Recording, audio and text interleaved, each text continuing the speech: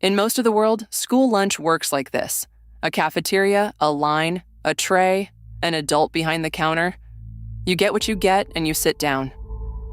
In Japan, none of that happens. There is no cafeteria. There is no line. There is no adult serving food. The students do it themselves. Every week, a different group of kids puts on white smocks and hairnets, walks to the school kitchen, carries the food back to the classroom in metal containers, and serves their classmates. Everyone eats the same thing. They eat with their teacher at their desks, and when they are finished, they clean up. Not a janitor, the same kids who served. This is not something one school decided to do. This is the law. Japan's School Lunch Act, first passed in 1954 and revised in 2008, treats the midday meal as a class, not as welfare, not as catering, as education. And once you see what one country decided lunch was for, you cannot unsee how differently the rest of the world answered the same question. 5 countries, 5 completely different philosophies. Same problem. How do you feed 40 kids in a room? Japan first. The legal framework is the School Lunch Act, revised in 2008 to formalize shokuiku, meaning food education. Coverage is near universal. 99% of public elementary schools and 91% of public junior high schools serve lunch this way. Parents pay only for ingredients, roughly 250 to 300 yen per meal. That is about $1.70. The municipality covers the labor and overhead. Students serve themselves in rotating teams called Kyushoku Toban. White coats, masks, hairnets. The team brings the food from the kitchen, ladles the soup, portions the rice, and the class lines up inside their own room. There is no menu choice. Everyone eats the same thing. If you do not like fish, you eat fish. If you do not like natto, you eat natto.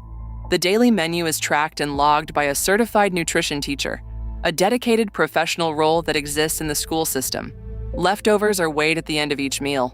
Waste reduction is explicit policy. The philosophy is that lunch is a civics class. You learn to cooperate, to clean, to finish your plate, and to understand where food comes from. The United States, 29.4 million children eat school lunch every day through the National School Lunch Program. The federal government spent $17.7 billion on it in fiscal year 2024. The legal standard is nutritional minimums set by the USDA. Schools can procure almost any food that hits the targets for calories, fat, sodium, and whole grains. And then there is the pizza moment. In 2011, the USDA proposed raising the tomato paste threshold for counting as a vegetable serving. The existing standard allowed 1/8 of a cup, which is roughly the amount of tomato paste on one slice of school pizza. The new rule would have required a 1/2 cup. Congress blocked the change. The headline became, "Pizza is a vegetable." The real story is that Congress froze the old standard so that school pizza could continue to count as a serving of vegetables. The pizza story is funny, but it reveals something structural. The U.S. school lunch system is built on calorie compliance, not food philosophy. There is no national vision for what lunch should teach. It is a floor, not a curriculum. But here is the fact that matters more than the pizza headline. After standing in line, American elementary school students often have only 5 to 10 minutes of actual eating time. 5 to 10 minutes. And quality varies enormously by zip code. American school lunch is not one system. It is 13,000 school districts, each doing it differently. Some serve fresh salads with local produce. Others serve reheated commodity food from a central warehouse. There is no single American school lunch. There are thousands. France, 4 courses. An entree, a main course, a cheese or dairy course, and a dessert.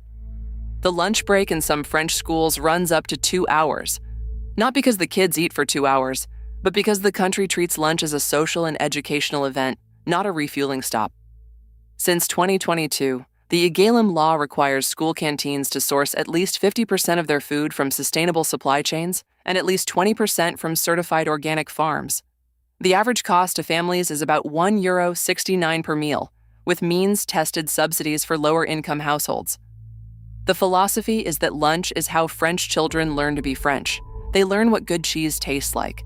They learn to sit down. They learn to eat slowly. And they learn to talk about food as part of daily life.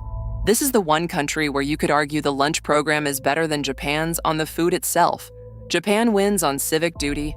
France wins on gastronomic formation.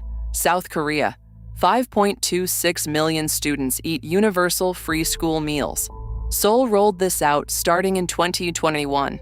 Nationwide coverage expanded through the late 2010s. The model is similar to Japan. Meals are cooked on site or at central kitchens, served in school, and there is no charge at the point of delivery. Rice, soup, kimchi, banchan, fish or meat. Balanced, consistent, universal. And now the dark fact. In March 2025, Korean school lunch workers went on a nationwide strike. Around 94,000 workers. The central demand was recognition of occupational disease. Cooks working in school kitchens had been developing lung cancer at elevated rates. The suspected cause was prolonged exposure to fumes from high-temperature wok cooking in kitchens with poor ventilation. This is the complication. A universal free lunch is a public good, but the labor underneath it is not invisible. When a country decides that every child should eat for free, someone has to actually cook. And the Korean strike forced the question of who that person is and what happens to their lungs after 20 years on the job. Brazil. The Programa Nacional de Alimentação Escolar, or PNAE, about 40 million students per day across all 5,570 Brazilian municipalities.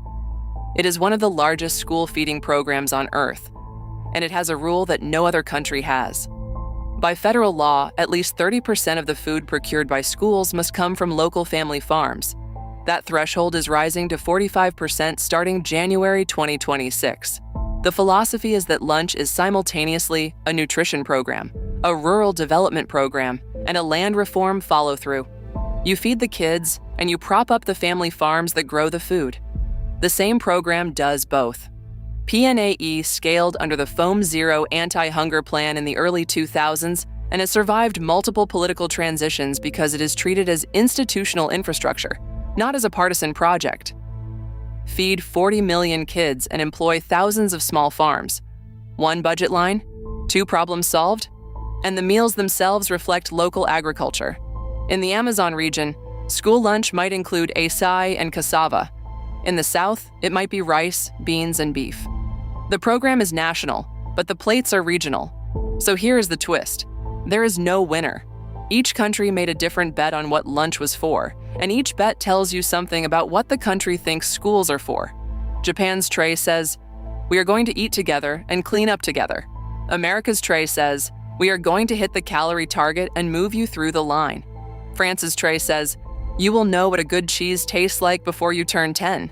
Korea's tray says, "Every kid eats, even if we have to strike to make it safe." Brazil's tray says, "This carrot came from a farm 20 kilometers away, by law." One thing you eat, 5 completely different things it means. Nobody copied anyone. Each system is the downstream effect of what that country decided schools were actually for. And the next time you see a school lunch tray, you are not looking at food. You are looking at policy. If you want more stories about the hidden rules of everyday life in different countries, subscribe.